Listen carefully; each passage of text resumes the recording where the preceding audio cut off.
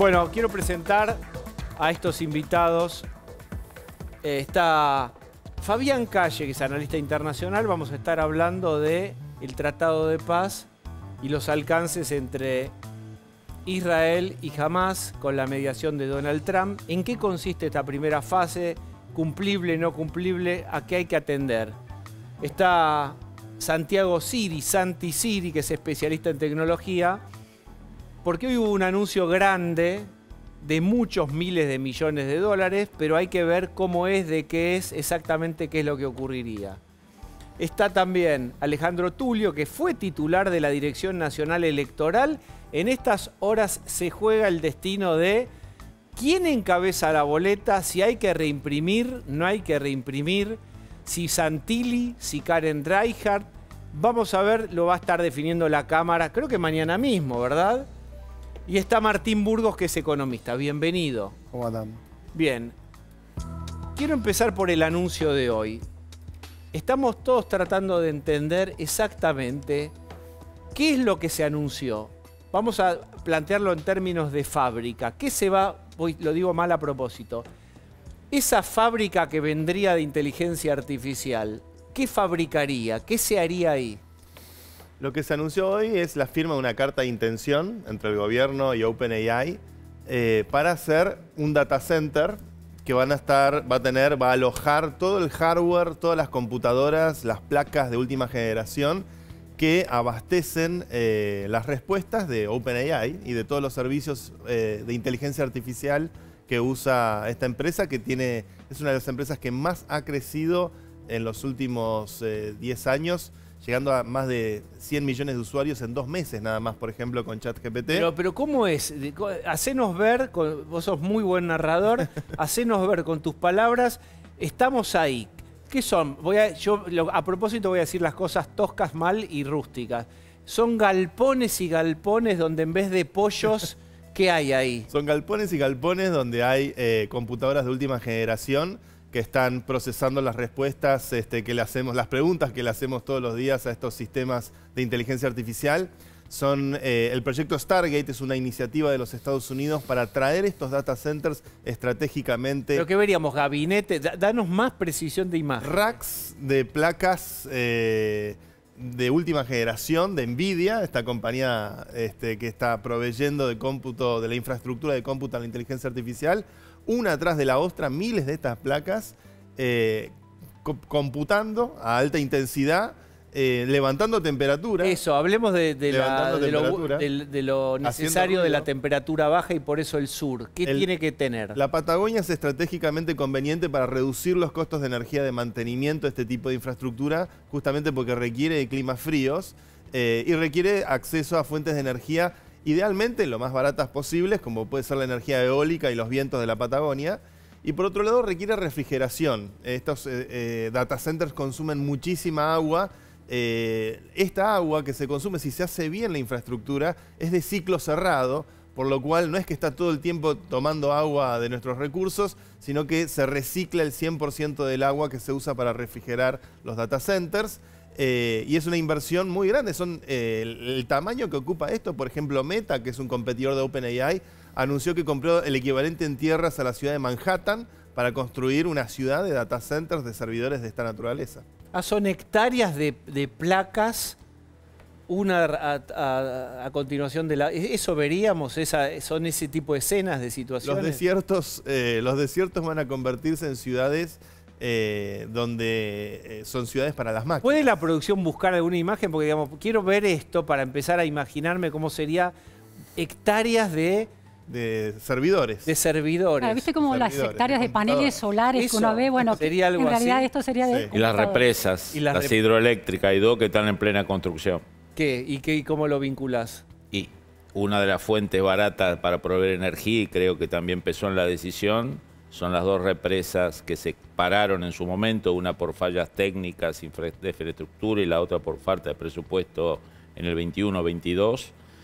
que creo que tienen un buen incentivo ahora, tienen un mercado para vender directamente energía a estas megaplantas. Bien, ¿qué pensás como economista? Se anuncian muchos miles de millones de dólares, bueno, hay que ver cómo, cuándo, etcétera. No sabemos qué ciudad de la Patagonia es, no se mencionó ningún lugar en particular. Siempre hay como ideas de que va a venir algo que nos va a hacer muy bien a los argentinos. Tiene que ocurrir.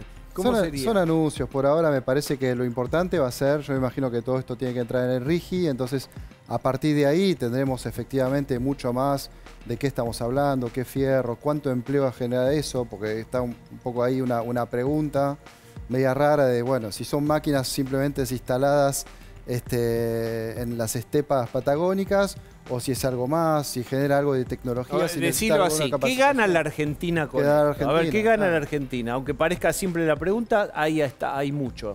Creo que la Argentina pega un salto hacia la capacidad de poder, desde nuestra tierra, abastecer de cómputo al mundo. El cómputo es la nueva soja. Este tipo de infraestructura es extremadamente compleja, requiere mucha mano de obra muy calificada.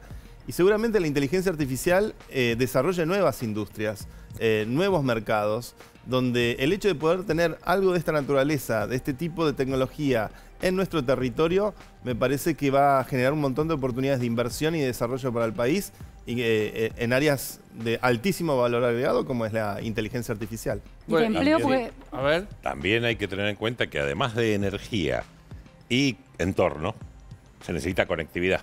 Totalmente. Nosotros estamos infraconectados. Vamos a ganar en conectividad porque va a haber una gran infraestructura de conectividad que hoy no tenemos y que limita nuestras capacidades tecnológicas. Porque vos tenés esas hectáreas de futuristas, de plaquetas y placas y ¿cómo a dónde las conectás para el mundo? La última vez que nos vimos hablamos, por ejemplo, de la minería de Bitcoin en Vaca Muerta. El minado de Bitcoin es poco intenso en términos de ancho de banda. Uno puede usar un Starlink y mandarlo vía satélite a que esté seguro esos bits en internet. Acá la inteligencia artificial sí requiere muchísimo ancho de banda, por lo cual probablemente haya que hacer infraestructura que conecte directamente con el cable de las toninas, que es lo que nos conecta a nosotros como país. Pero contale a los argentinos lo que es el cable de las toninas, porque creo que todo el mundo no sabe qué es el cable de las toninas. Dale. El mundo está conectado a través de internet. Muchos pensamos que ingenuamente que es todo vía satélite, y en realidad hay mucha conexión que es territorial, a través del mar, a través de tubos intercontinentales que se están conectados y tejen y conectan todos los continentes a través del mar. Y Argentina, su acceso a internet es un cable de fibra óptica gigantesco que llega a las toninas. Bien. Hay un tema de recursos humanos. Siempre se discute la falta, la escasez de profesionales que vengan de las ciencias exactas, la matemática, la ciencia de datos, la ciencia de computación. Entonces, por un lado la pregunta sobre cuánta capacidad tiene la Argentina, el sistema universitario argentino, de producir estos profesionales. Y recordemos que en esta historia de la llegada de Sam Altman y de OpenAI a la Argentina, hay un argentino, Matt Travisano, a quien Sam Altman menciona en su presentación virtual, un argentino que murió hace muy poquito, hace unas semanas, licenciado en física, instalado en Silicon Valley como uno de los primeros hackers y un factotum muy, muy central en esta realización. Entonces, contanos un poquito de esas dos cosas, recursos humanos y Matt Travisano. Matt Travisano, un querido amigo mío y un querido amigo de todo el ecosistema tecnológico argentino. Creo que inversores, emprendedores, muchos colegas, programadores, lo conocíamos y era un talento absolutamente brillante de nuestro país. Ese es el tipo de talento que tenemos que formar. Necesitamos generar muchísimos Matts para que la Argentina pueda pegar un salto adelante y sea productora de conocimiento, de valor agregado, de propiedad intelectual y que pueda competir globalmente. Matt era un chico brillante, fue una de las claves en la misión de Milei a Silicon Valley, donde se generaron esas reuniones hace un año y medio atrás, donde estuvieron con Sam Altman, estuvieron con Mark Zuckerberg, con Tim Cook, con los principales referentes de la industria tecnológica mundial. Y bueno, la verdad que es una pérdida muy, muy triste porque fue repentino y era sin duda un tipo de talento que acá en Argentina se producen 10.000 ingenieros o informáticos todos los años, necesitamos más, hay muchísima demanda de este tipo de trabajo. E incluso hay muchas formas de capacitarse en estudios terciarios. Aprender a programar se puede aprender Obviamente requiere práctica como toda disciplina para ser muy bueno en ella, pero se puede aprender relativamente fácil y es un talento que te conecta con el mundo y te permite desarrollar habilidades en todo tipo de disciplinas. Sí. Y en la era de la inteligencia artificial más que nunca. Mientras tanto, vamos a poner en parking la inteligencia artificial y las bolitas de papel. Hola. Volvemos al mundo analógico. ¿Se reimprime esto para vos con tu experiencia? ¿Cuántos años estuviste en la Cámara? En la Dirección Electoral 15, ahora soy secretario electoral en Chubut. Bueno, Acabo de aterrizar de Chubut. muy bien. ¿Qué a ver, impresión- volvamos- ¿Qué va a pasar, te parece? Un dato de color. Volvamos al siglo XIX, porque la boleta única se inventó en 1867. No es un avance, no es una muestra de No, pero en modernidad. Argentina, vos tenés que pensar que cosas que del 1800 pueden ser una novedad en Argentina. Bueno, hace 10 años que se vota así en Santa Fe o en Córdoba. Vamos al caso. Vamos al caso. Estamos frente a un problema de la sociedad analógica. Tenemos, por un lado, una discusión jurídica. ¿Quién tiene que encabezar la lista? Si querés, después vamos a ello. Yo tengo una posición, la justicia tiene otra, etc. Pero por otro lado, una vez que se tome una decisión, hay que tomar otra, o hubo que tomar otra decisión. ¿Es necesario reimprimir las boletas, las casi 15 millones de boletas de la provincia de Buenos Aires? Bueno, ahí hay dos respuestas. Desde el punto de vista estrictamente jurídico, no, porque en Argentina no se votan personas, se votan listas presentadas por agrupaciones, y así como dos fotos representan 35 candidatos, que una de esas fotos no tenga más vigencia, no anula la validez del voto. Esto en términos jurídicos. Por supuesto que lo que se juega en una elección no es jurídico, está enmarcado en normas, pero lo que se juega es política y el Partido de la Libertad Avanza, yo siempre prefiero dividir gobierno y partido, sí sigue insistiendo en la necesidad de resolver esto. Frente a esto que tenemos la realidad, 5 días de impresión si se compromete toda la capacidad de impresión de la Argentina de empresas calificadas para hacerlo. Hay más empresas, pero estas están calificadas para hacerlo. Pero por lo menos 6 o 7 días de revisión de esas impresiones, reimpresión de los errores, preparación para la distribución. Las boletas argentinas tienen mayor complejidad que las Brasil tiene electrónico, que las de Costa Rica o que las de México, porque están personalizadas. Cada boleta dice el número de mesa, por lo tanto no se pueden volver a distribuir fácilmente.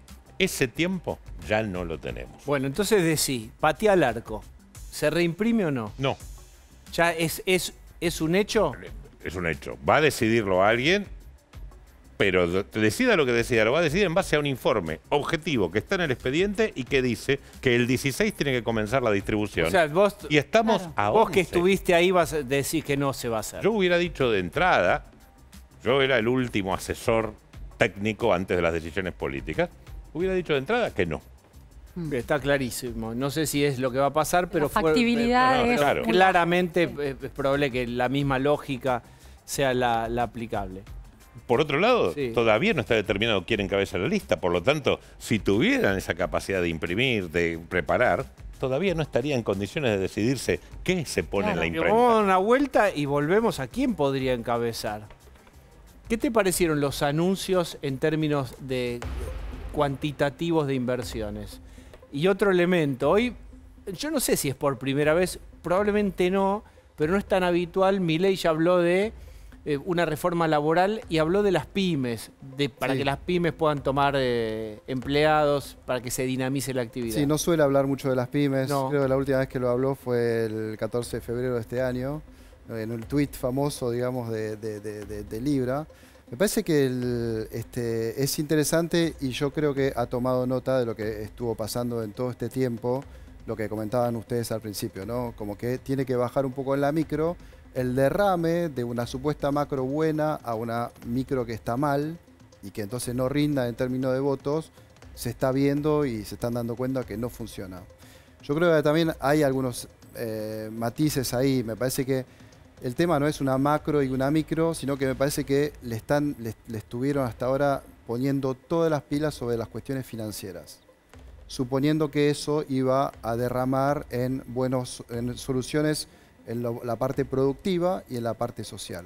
Y eso es lo que todavía no hay... Pero para, ¿financieras o fiscales? Claro, a mí me parece más fiscales que financieras, si vos querés, secundariamente a las fiscales, como búsqueda de estabilización, etcétera, digamos. Yo creo que hubo un primer momento las que efectivamente tasas no son fiscal, como el objetivo, claro, pero sí. eso Habrán financiero. sido un medio para frenar lo que no iba funcionando. O lo hubo que un primer momento que lo fiscal fue importante, pero no es que se cambiaron muchos impuestos. El tema en lo cual se fue enfocando todo, sobre todo en los últimos tiempos, la emisión, me parece. fue la cuestión financiera, cuando empezaba a decir, bueno, se restringe menos la compra de dólares, se restringe más, se saca las LEFI, se hacen los agregados monetarios, se usa el Banco Central, se usa el Tesoro, todo eso son cuestiones financieras que tienen que ver mucho más incluso con lo cambiario. Pero eso es política monetaria y cambiaria. Exactamente, pero sanear el Banco estuvo Central. muy centrado ahí y no se habló del resto, que al fin y al cabo es lo que le interesa más a la gente, si la PYME funciona o no funciona y lo que está pasando a nivel del trabajo, que me parece que ese es uno de los grandes ejes, en el cual la definición que tomó el presidente es vamos a ir hacia una reforma laboral. ¿Hay que hacerla para vos una reforma laboral? Bueno, reforma laboral puede tener distintos sentidos. Vos cuando hablas con las pymes, siempre el tema que aparece es la cuestión del juicio laboral, la industria del despido, del juicio. exactamente. Y es una cuestión que yo te diría que es transversal, ¿no? Aparece más allá de la ideología que tiene la pyme. No, pero entonces, yo creo que ahí es un problema, o sea, es un problema. Claro. Con lo cual yo creo que ahí hay un tema para discutir. En gobiernos anteriores se han discutido incluso algunas alternativas, es decir, en vez de hacer como es ahora el despido, hacerlo al estilo de un seguro, al estilo que pasa en la construcción, la de la UOCRA, que no me termina de terminar de convencer, pero digamos, si las pymes quieren avanzar hacia ahí, bueno, y el tema es que ahí... ¿Vos crees que el kirchnerismo podría acompañar eso? El tema sobre todo son los sindicatos. ¿Qué pensás? ¿Lo puede acompañar? Los sindicatos yo creo que están, digamos, esto es algo que ya vivimos un poco en los años 90. ¿Cuál es un poquito la cuestión de toda esta idea de, bueno, reformamos? ¿Por qué reformamos? Porque tenemos un mercado de trabajo muy rígido, entonces eso hace que haya informalidad. En los años 90, ¿qué se hizo? Flexibilización laboral, se acordarán todas las reformas de flexibilización laboral, que terminó incluso en la ley Banel, con varias cosas, y no resolvió el problema de empleo, sino que incluso lo empeoró, porque a veces lo que le pasaba al empleador es que le convenía en esa movida de flexibilización laboral no blanquear un informal, sino seguir trabajando un poco como estaba en ese sentido. Entonces, creo que hay muchas discusiones. Los que son especialistas en temas laborales generalmente son bastante escépticos sobre esas reformas laborales. No, pero son escépticos, pero vos decís, che, ¿cuál ahí sería tiene 43% de informalidad. Todo, ¿qué hacemos, flaco? No, el tema es la coyuntura. Dale, ¿qué hacemos? El tema de la coyuntura en el sentido, si vos empezás a crecer... Pero entonces, está bien, pero es el huevo y la... empresas, pero vamos a jugar un poco. Y ahí poco las empresas empiezan a tomar... Pero Martín, ¿cómo empezás a crecer? Es el huevo y la gallina. El tema es que vos planteás reformas laborales en momentos de recesión como el actual. Y eso no te va a solucionar la recesión. La recesión se va a solucionar de otra manera. Lo que está pasando es que no hay consumo. ¿Pero no hay qué harías para...? No hay consumo. ¿Y cómo estimulás el consumo? Bueno, el consumo, digamos, tiene dos patas, ¿no? Muchas veces tiene que ver con cuestiones de crédito, para algunos segmentos. Tiene que ver con cuestiones salariales también, obviamente. ¿Y cómo haces? ¿Son agendas? Y tiene que ver con la cuestión también del gasto público. Si vos no haces obras públicas, por ejemplo, no vas a tener trabajadores que trabajen en la construcción. Entonces vos, al no tener obra pública, lo que estás haciendo es que no estás teniendo de la demanda y el consumo que necesita en este momento el gobierno. ¿Qué pensás de la iniciativa del gobierno de empezar a darle al sector privado más responsabilidad en el avance de la obra pública?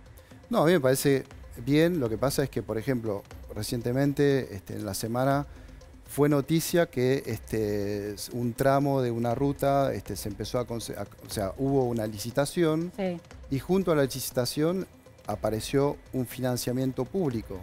Sí. Entonces uno se dice, bueno, al fin y al cabo, lo que no gastás por un lado, que es hacerte cargo de esa ruta, la concesionás a un privado, lo terminás gastando por otro, porque vos estás generando, desde el vice, te estás generando un préstamo subsidiado.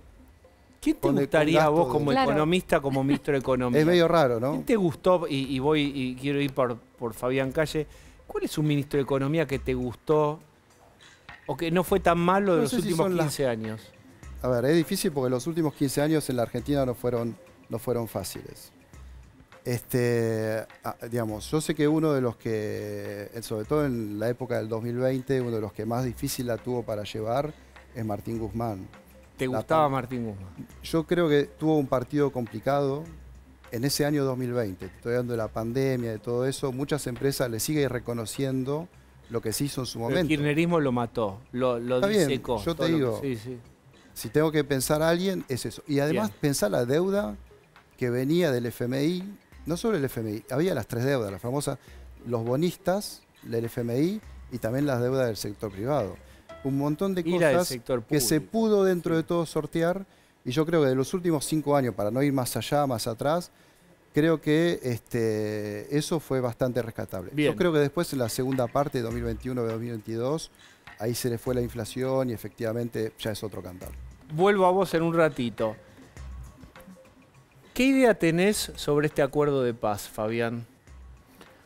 Creo que operaron varios factores. El primero, que a Estados Unidos se le acabó la paciencia con Netanyahu. O sea, hubo 3 gestos fuertes. Primero, Trump poniéndole el celular en la oreja a Netanyahu para que le pida perdón al emir de Qatar por el ataque fallido a una reunión en Qatar que había organizado Estados Unidos. Recuerda cómo había sido, qué había pasado. Estados Unidos convoca con la ayuda de Qatar a una reunión de delegados de Hamas con Qatar y algunos enviados de Arabia Saudita, de Pakistán, de Turquía, de Egipto, para preparar una negociación de paz. Bueno, aparecen unos cuantos aviones israelíes y atacan el edificio. No muere la delegación, muere un grupo secundario de asistentes de la delegación. Y obviamente a Estados Unidos no le gusta que le bombardeen primero, un país donde tiene la principal base militar del Medio Oriente, que es Qatar. Segundo, un rey que le ha regalado el avión presidencial a Trump y ha prometido multibillonarias inversiones. Y 3, porque en el Medio Oriente hace falta una Suiza donde sentarse a hablar. Si vos atacás a Suiza, no hay lugar donde sentarse, ¿no? Ese fue el primer hecho. Segundo hecho es una llamada de Trump a Netanyahu donde le reclama su negatividad hacia el proceso de negociación que él impulsa. Le dice, no seas tan negativo, no podés... La frase textual que le dice Trump es, no podés pelearte con todo el mundo al mismo tiempo. El mensaje es, cortala acá. El argumento de Netanyahu es que si él acepta esto, se le quiebra la coalición. Cosa que en parte es verdad, pero también tiene una solución eso, porque los partidos moderados de Israel le han prometido un salvavidas para que siga gobernando al menos hasta las elecciones del año que viene. Y la Corte Suprema de Israel le ha dicho que, bueno, puede pensar algún tipo de amnistía para evitar el pánico que tiene Netanyahu de enfrentar los tribunales por diversas causas que venían de antes y después por la causa de investigar el 7 de octubre quién es el culpable de no haberse avisado. Y el otro elemento es el hartazgo del ejército, de las Fuerzas Armadas israelíes, el hartazgo de los servicios de inteligencia israelíes con Netanyahu y sus halcones, no todo el gabinete, pero sí 2 de sus aliados que han maltratado a las Fuerzas Armadas israelíes. ¿En qué sentido? De acusarla de timorata, de no querer guerrear hasta último. Digamos, Netanyahu en sus necesidades políticas judiciales ha ignorado el consejo de burocracias que han demostrado ser muy profesionales a lo largo de la historia, que tienen un vínculo muy estrecho con Estados Unidos desde hace muchos años. Y yo creo que el agotamiento de la paciencia sobre Netanyahu no solo es de Trump, que todavía le cobró seguramente a Netanyahu forzarlo a meterse en la guerra de Irán. La guerra de los 12 días, Netanyahu le tiró una red y lo quería arrastrar, y lo terminó arrastrando porque si no la guerra no terminaba. Israel no podía destruir Fordow. Pasaron 10 y lo obligó a Trump, tiró la bomba y Trump al otro día clavó un Twitter, besos a Irán, gracias, y se acabó, digamos. Entonces, y por el otro lado, Hamas ha tenido una muy fuerte presión de su principal mecenas, que es Qatar, que Qatar también tomó nota del ataque a su territorio, diciendo, acá hay que frenar un poquito toda esta escalada porque por primera vez me bombardean. Y el otro elemento, un player, un actor que está ganando mucho peso y que va a tener presencia en Gaza, militar en Gaza, junto a Pakistán, que es Turquía. ¿No? O sea, acá Estados Unidos y las burocracias americanas, el Pentágono y la CIA, le están cobrando facturas al gobierno de Netanyahu. Lo primero es obligarlo a aceptar el acuerdo, que obviamente tiene muy buenas noticias para Israel como país, liberar a los rehenes, el desarme de Hamas, pero no es la victoria total que prometía Netanyahu y que prometía Modric y que prometía... ¿Cuál era la victoria? La victoria total era la rendición, la aniquilación de Hamas, su decapitación total, la entrega de verlos pasar el prisionero con las manos en alto por una calle. No, el mando de Hamas, todavía los que no mataron están vivos y de hecho va a ser muy difícil atacarlo porque van a estar en Qatar y en Turquía y Israel no va a poder atacar ni Qatar ni Turquía. Entre otros motivos porque Trump, después del ataque de Israel, le ha prometido la seguridad a Qatar en manos de Estados Unidos. Un país... ¿Quién va a administrar, gobernar Gaza? La presencia militar, que creo que va a ser lo más importante, van a ser militares turcos.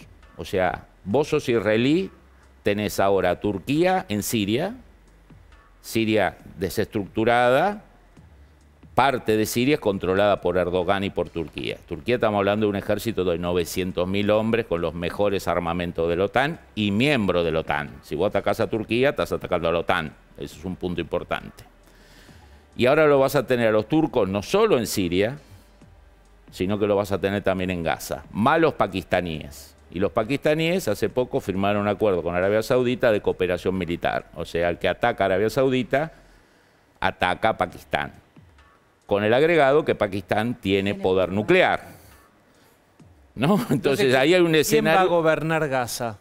Supuestamente lo va a gobernar Trump, pero el argumento legal es que va a haber un consejo de sabios, que supuestamente se invitó a Tony Blair. No sé si va a ser así, porque llevar a un británico otra vez y hacer un recuerdo del colonialismo de 1946 es un poquito complicado, con palestinos destacados y neutrales, con intelectuales palestinos que se hayan destacado en la economía, en la infraestructura y todo eso, pero ese consejo asesor va a ser presidido por el propio Trump. Bien, ahora vuelvo a vos. Déjenme descomprimir un poquito en este feriado. En un ratito vamos a profundizar con tema de música. Hay un invitado genial, maravilloso, que ya les voy a presentar. Pero quiero presentarles otra cosa en relación con la música. Es una versión de Solo una vuelta más, que muchos preguntan, ¿de quién es la cortina? Bueno, la hizo acá la gente del canal, los músicos del canal. Pero quiero mostrarles una versión. Es una versión que originalmente es de Alberto Cortés, pero esta versión la cantó Sandra Luna, la gran cantante de tango, una de las cantantes de tango de mayor trayectoria de la Argentina, histórica, ¿eh?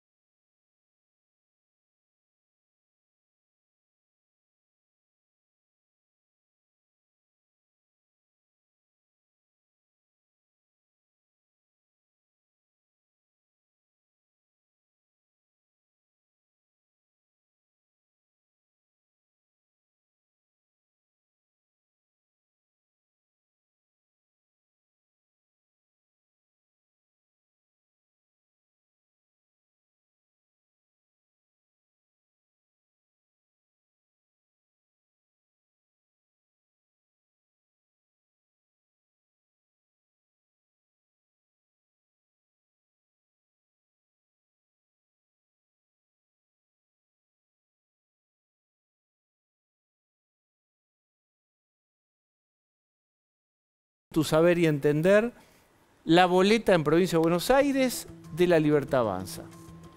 El juez federal determinó que tiene que ser la mujer, Karen Reinhardt. Me parece que con un criterio que respeto, pero que es erróneo. Creo que Santilli tiene que pasar por dos razones.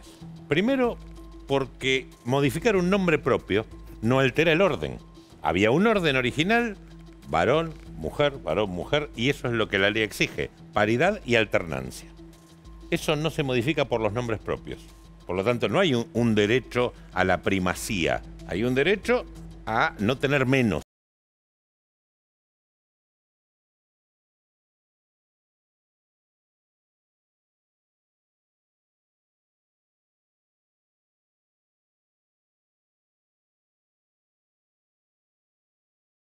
Congela una foto. Entonces ahí sí hay un orden que un tercero, que es el pueblo, determina. Cuando se suspenden las PASO, se le devuelve esa atribución soberana a los partidos. Por lo tanto, el juez debería haber respetado la voluntad partidaria. Uno puede estar de acuerdo o no, pero el partido, que es quien propuso la lista, propuso quien reemplaza. Y no alteraba la paridad, no violaba ninguna norma. Al contrario, cumplía con un decreto, con el que uno puede estar de acuerdo o no, pero es un decreto que fue declarado inconstitucional, parcialmente inconstitucional, en un proceso demasiado liviano, como es el proceso de oficialización de listas, para tomar lo que la Corte Suprema ha dicho muchas veces es la más extrema de las medidas que puede tomar un juez, que es intervenir contra lo que hace un poder político. El poder reglamentario, si bien es menos poderoso que el poder legislativo, es parte de una decisión política. El juez, para fulminarla a través del control de constitucionalidad, tiene que encontrar situaciones de hecho y de derecho muy fuertes que no están presentes a mi juicio.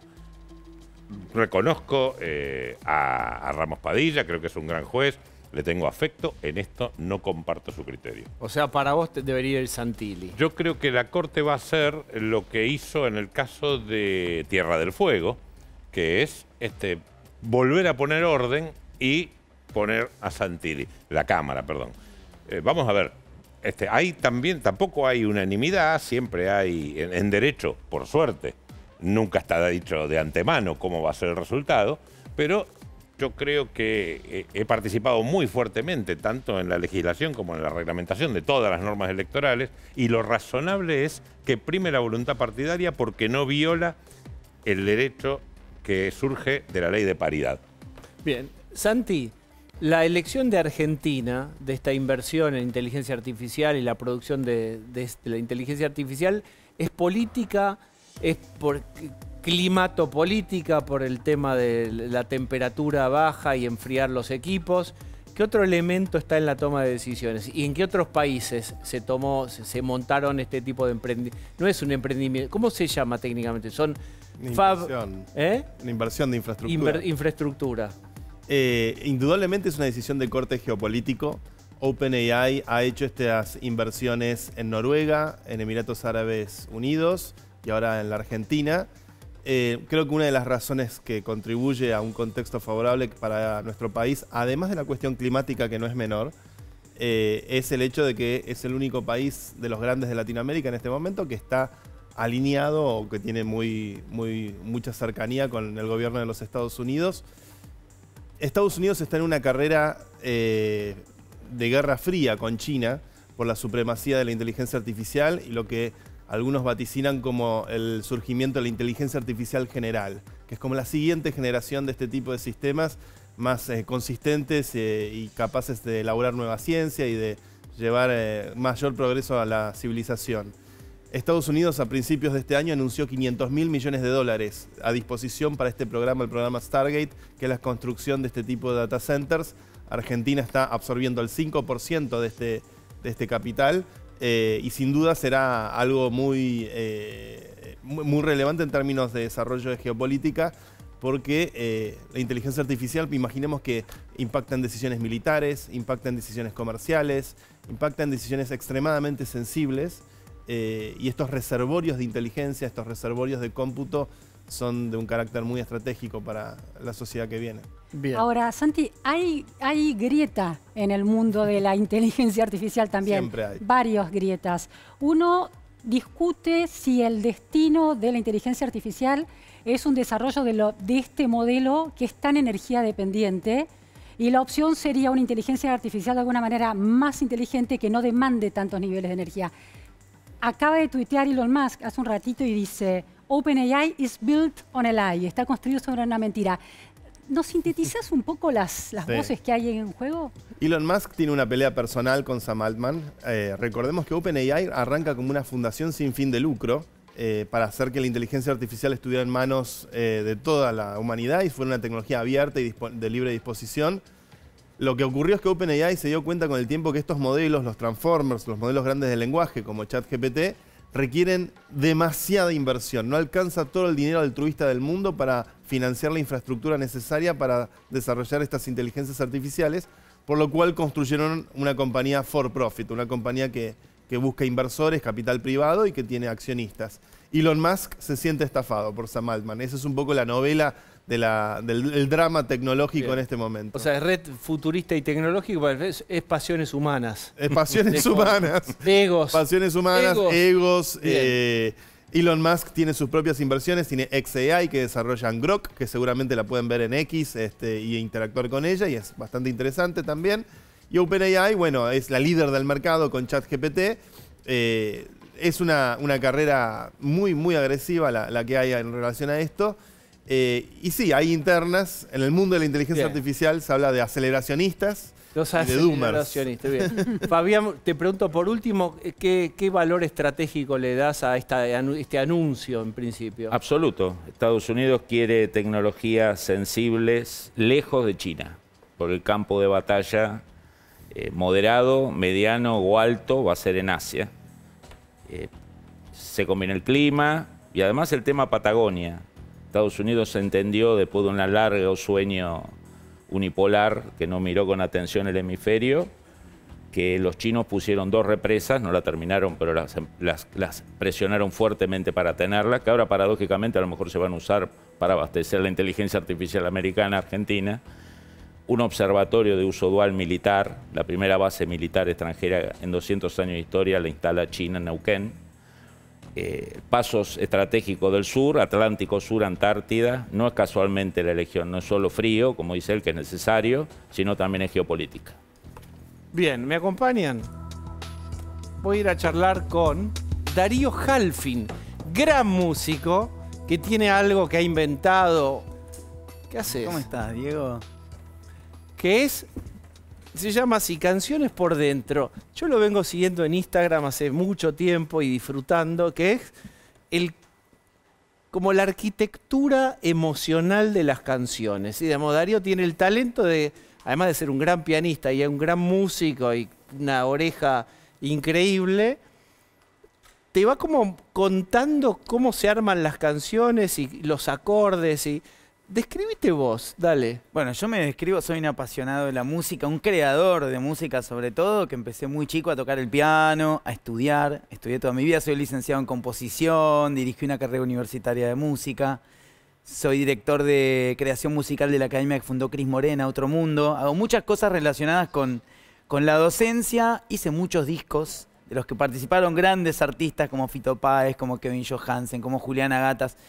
Y bueno, y hace un tiempo empecé como un poco a dar la vuelta, ¿viste? Como en la vida, me parece, a encontrar como la pasión en poder comunicar un poco todo mi recorrido y mi conocimiento a todos. Y un poco digamos, tratando de que todos puedan reconocer todo lo que ya entienden sobre música. Porque viste que hay como una creencia, como si la música fuera solo para elegidos. Y es una disciplina con la que todos tenemos contacto en el aire desde la panza de nuestras madres, digamos. Entonces, un poco esa es mi cruzada, ¿no? Poder poner un poco de luz sobre las emociones y sobre las posibilidades que todos tienen de dar un pasito más hacia la música, hacia la creación, la creatividad.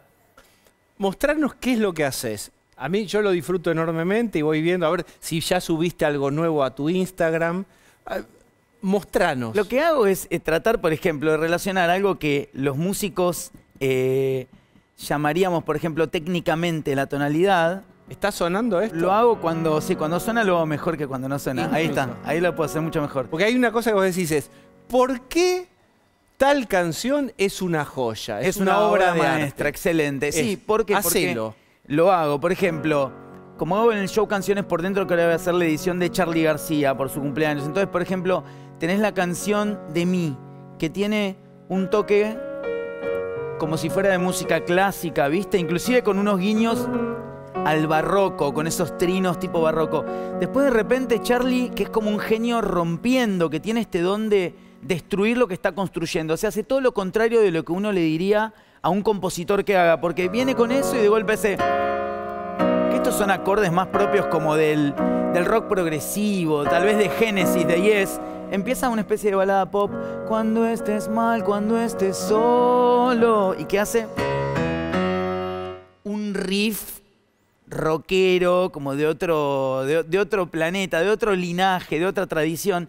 Y, por ejemplo, la genialidad en ese caso radica en esta cosa de poder combinar tantos elementos en tan poco tiempo, y es como medio milagroso que Charlie sea tan popular, que todos naturalicemos estos procedimientos tan locos. Después tiene otra parte la canción que parecería más música modal, estos colores que nos llevarían más tal vez a Debussy, a Ravel, y después yo digo en chiste que está la invasión china, ahora que los chinos, antes de que fueran lo que son hoy, antes de esta disputa tan actual sobre el poder de China...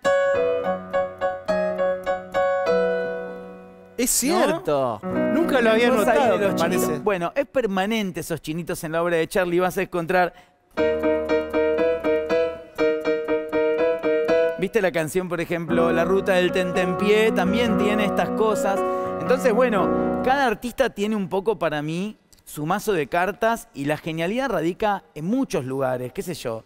Puede radicar en Calamaro, como hace algo muy rockero, y la letra es como mucho más oscura o más tanguera. Elegí una y vos decís, y quiero que lo hagas como lo haces en Instagram. ¿Por qué es una obra de arte, una obra maestra, tal canción? Y hacelo así. A ver, por ejemplo, podemos meternos en algo muy difícil, que podría ser la canción de Sarma y Sangra. ¿La conoces? Sí, taran.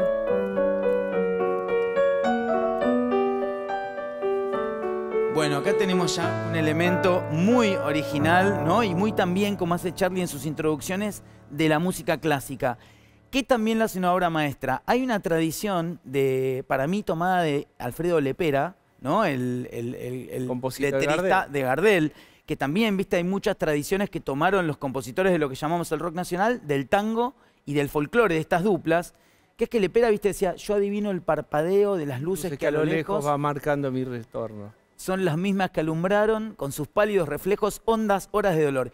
Y aunque no quise el regreso, siempre se vuelve al primer amor. ¿Qué hacía?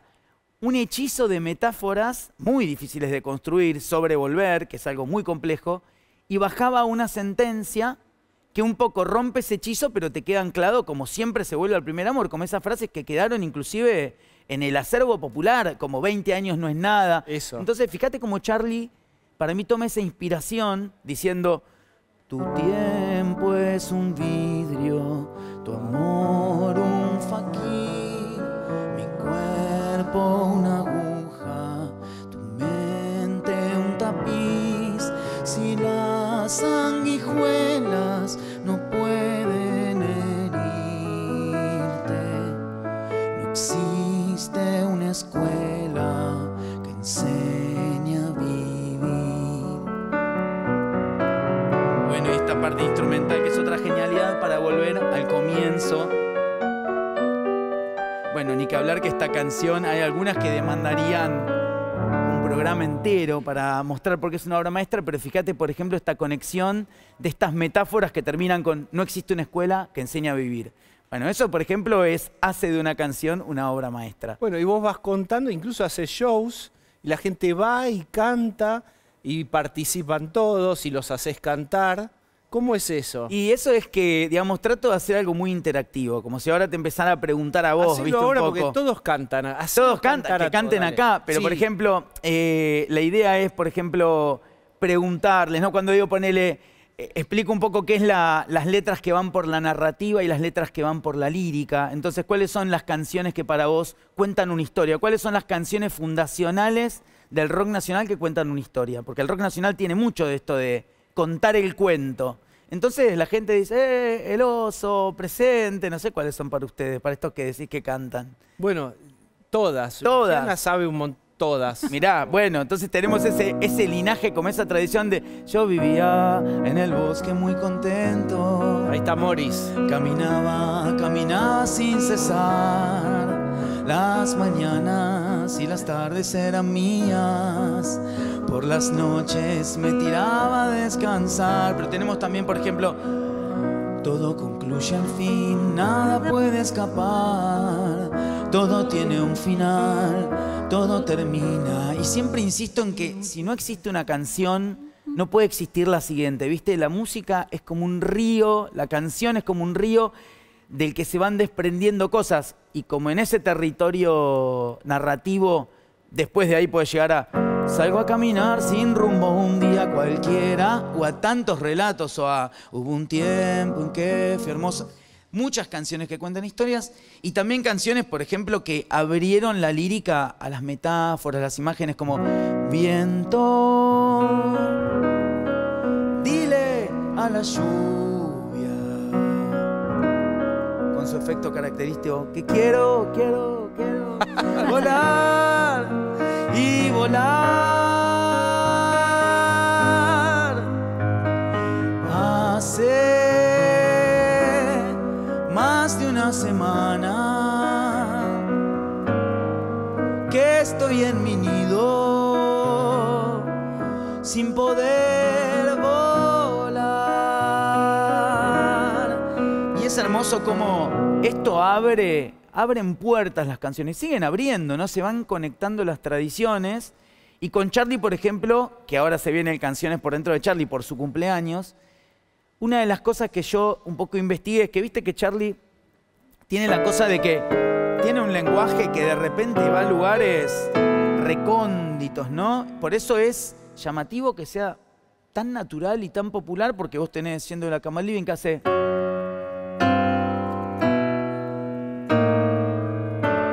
Y lo naturaleza, podés saltar un trampolín, batir un récord en patín. Mira este momento. Existe. Podés cambiar el sol y esconderte si no quieres verme. Cosas que son como... Entonces, Charly, que hace todo eso, cuando toca canciones en sol mayor, cuando compone canciones en sol mayor a lo largo de su historia, vuelve a un lugar de simpleza, de naturalidad absoluta, que yo lo relaciono, tengo una teoría, que es esta. ¿Vos conocés esto?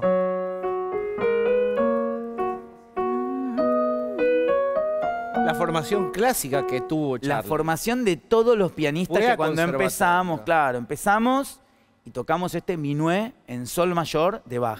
Y para mí Charly, estos genios que tienen esta captación impresionante, tomó este sol mayor y como que es una especie de minué en 40 años, en 20 canciones que, por ejemplo, decíamos, hubo un tiempo en que fue hermoso y fui libre de verdad. Guardaba todos mis sueños en castillos de cristal. Quiero ver, quiero entrar, nena, nadie te va a hacer mal, excepto Marte. Siempre relatos, siempre lugar para hacer quiero contarles una buena historia, la de una chica que vivió la euforia de ser parte del rock, tomándote de peperina. ¿Alguna más para fanáticos que no la saben todos? A ver si la sabes. A ver. Te siento respirar lejos de tu lugar, hoy tuve un sueño con vos. Y así, ¿no? Yo nunca vi New York, todo en sol mayor, sé lo que es París. O hacíamos cuando estés mal, cuando estés solo. Y que hablar de nace una flor, todos los días sale el sol, de vez en cuando escuchas aquella voz, como de pan gustosa de cantar en los aleros de la mente con las chicharras, todo en sol mayor. Entonces, por ejemplo, eso es uno de mis descubrimientos, investigaciones. De todos los posteos de Darío Halfin en Instagram, lo recomiendo fervientemente, ¿cuál es el que más repercusión tuvo? Uy, hay un montón, porque vos sabés que esto comenzó porque yo enseñando y dándome cuenta que los jóvenes perdían mucha conexión a veces con los clásicos de la canción y que a la vez cuando yo les mostraba algo les encantaba, les daba unos minutos para desarmar una canción en vivo al final de cada encuentro, de cada clase. Desarmador de canciones. Exacto. Las desarmás. Un descompositor. Compositor y descompositor. Compositor de lo mío, que hago, hice un montón de discos, y descompositor de darme cuenta de algunas cosas que no son tan técnicas. Y a partir de ahí salió. Y la verdad es que hay un montón de videos que tuvieron millones de reproducciones. No, Lu, por ejemplo, ¿cómo te va pareciendo, Lu? Ella sabe, le gusta mucho. Me encanta. Y todos esos temas son de fogón de cuando era chica. Totalmente. Bueno, hay mucho de fogón. Por ejemplo, un tema que gustó mucho fue mi explicación sobre Bajan, de Spinetta. A ver, eso. Que Bajan, lo que tiene para mí es como una especie de perfección entre música y letra, donde cada nota, cada acorde está como en una especie de relación simbiótica con lo que está diciendo. Y para mí eso es como la gran poética de la canción, es cuando la canción puede como superar al lenguaje de la palabra y la música. Y vos fíjate, primero arranca sin que empiece la melodía, ¿y qué dice? Tengo tiempo. Con otro acorde se pregunta, para saber, un poco más neutro ese color, ¿no? Y ahora mira, si lo que sueño, escucha el sueño. Si lo que sueño concluye en algo, y se pregunta si concluye en algo con el acorde que a todos nos genera la tensión y que nos pide concluir, porque si el tema terminara ahí, ¿qué necesitamos? Volver, como digo yo, a la casa de esta canción. A la casa de la canción. A la casa, y que dice, pero cuando vuelve a la casa, vuelve a hacer un silencio y que dice, no te apures, ya más loco. Porque es entonces cuando las horas bajan, el día es vidrio sin sol. Baja la noche, te oculta la voz. Y fíjate este quiebre. Y además sol, despacio también podés hallar la luna. Hay como una magia, te das cuenta, instantánea y permanente entre letra, melodía, armonía, todos los parámetros de la música en una alquimia que se transforma en un todo, en una sola expresión. Fito también tiene una alta complejidad armónica, sí, y compositiva. Y Fito, en mis investigaciones del Doctor Música, tiene una cosa que para mí es muy hermosa, que es, yo le digo, el subtitulado emocional. A ver, ¿qué es? A ver. Dice algo y te da un espacio para procesar lo que dijo. Como generalmente cuenta historias, es muy pictórico, muy cinematográfico. Te dice algo y te dice, a ver, te dejo con la música, a ver, ¿qué es esto para vos? Entonces te dice, en un café se vieron por casualidad. Subtitúlalo vos, Diego, ¿qué es eso para vos? No sé, cansados en el alma de tanto andar. Pensalo de vuelta. Ella tenía un clavel en la mano, espacio. Hay una canción de Fito que para mí es de las más maravillosas con esto. Elegíla y cerrá. Cierro con como vos te mereces. Voy a Darío cerrar. Halfin. Bueno, y también quiero invitarlos a ver Canciones por Dentro. Charlie, a Vivo Club, el 23 de octubre, el día de su cumpleaños. Es un club de jazz precioso. Vivo. A vos también te voy a invitar porque te cantaste todas. Sí, sí. Tenés que venir porque vas a cantar ahí. Y el 24 lo repito en Montevideo, en el Teatro del Anglo de Montevideo, que es un teatro también con un piano muy lindo. Así que vengan a ver Canciones por Dentro porque lo van a disfrutar y se van a emocionar. Y la canción que digo que es muy perfecta, Fito no la grabó y Spinetta en el concierto de las Bandas Eternas lo invitó a Fito y le dijo, cantemos ese show esta en Vélez canción. Final del Flaco. Exacto. Y le dijo, cantemos esta canción que para mí tiene una perfección entre letra, armonía y melodía muy parecida a la de Bajan, que dice, muchas veces me pregunto, ¿qué estamos haciendo acá? Dejo de pensar y veo que al final siempre estarás en mí. He llegado a no escucharte, tus